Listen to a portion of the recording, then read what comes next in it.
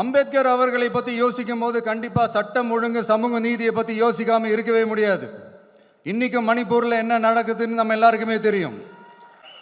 ஆனால் அதை பற்றி கொஞ்சம் கூட அதை கண்டுக்காமல் ஒரு அரசு மேலே இருந்து நம்மளை ஆண்டுகிட்டு இருக்கு.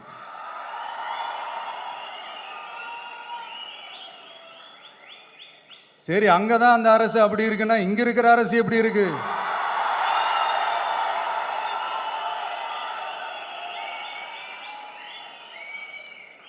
இங்க நம்ம தமிழ்நாட்டில் வேங்கை வயல்னு ஒரு ஊர்ல என்ன நடந்துச்சுன்னு நம்ம எல்லாருக்குமே தெரியும். சமூக நீதி பேசுற இங்க இருக்கிற அரசு அதுக்கு எந்த விதமான ஒரு நடவடிக்கை எடுத்த மாதிரியே எனக்கு தெரியலையே. இவ்வளோ காலங்கள் தாண்டி, இத்தனை வருஷங்கள் தாண்டி ஒரு துரும்ப கூட கிள்ளி போடலையே. அதுதான் இதெல்லாம் இன்னைக்கு அம்பேத்கர் அவர்கள் இன்னைக்கு பார்த்தாருன்னா வெக்கப்பட்டு தலை குனிஞ்சு போவார்ல.